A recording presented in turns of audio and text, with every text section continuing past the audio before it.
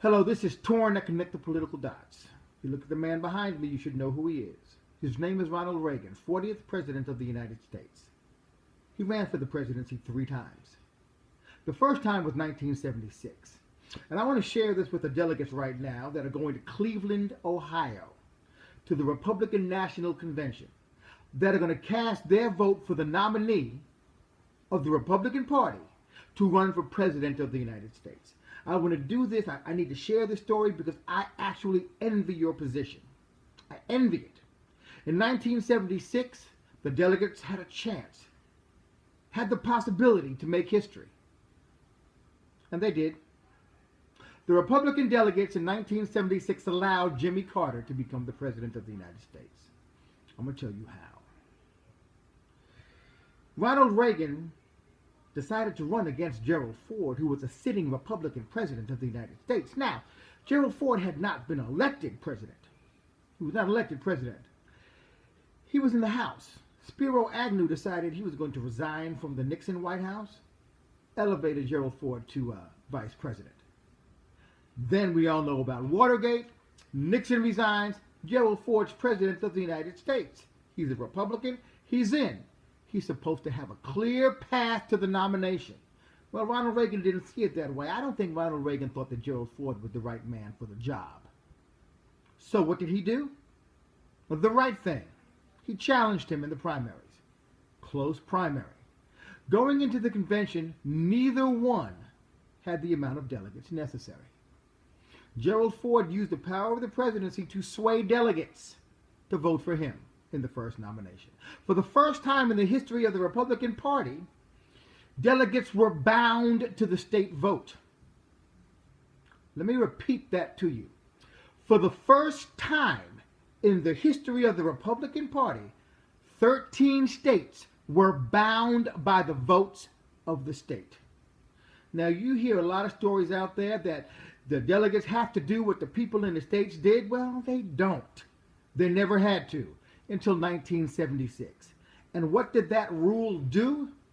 That rule put Jimmy Carter in the White House because Gerald Ford was not the man to run against Jimmy Carter. There were no bold differences, no bright colors differentiating the two. Then we had 4 years of Jimmy Carter. Now, we've got a different situation here today.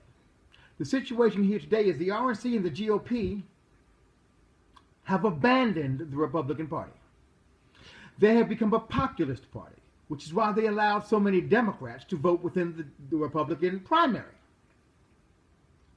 This is a bastardization of the system. This does not make a two-party system. It makes a one-party system. Proof positive is Donald Trump has more delegates than anybody else. Donald Trump has received more Democratic votes, more than likely than Republican votes, in the Republican primary. He has won. He is going to be the Republican nominee. The people have spoken. But what people have spoken? Conservatives didn't speak. Republicans didn't speak. There are certain stories out there right now coming from red state that up to 10 million Democrats voted in the Republican primary.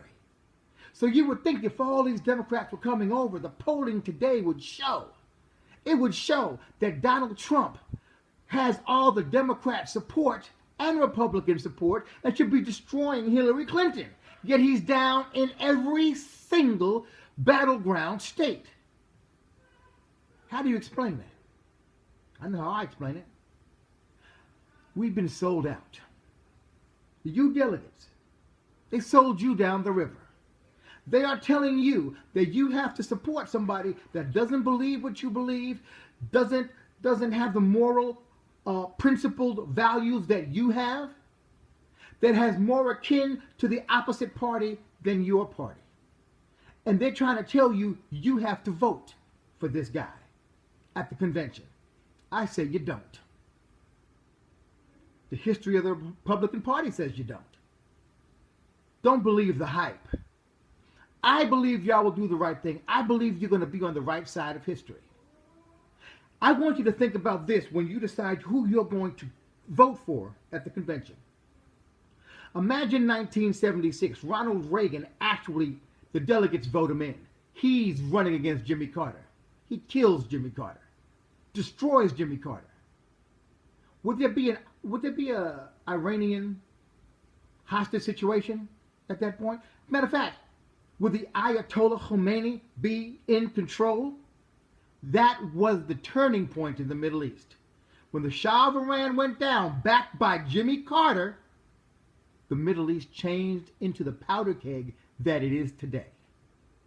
Can you imagine if the wall would have come down sooner? If we'd have been stronger at the beginning of the Cold War than we were? Can you imagine all those things?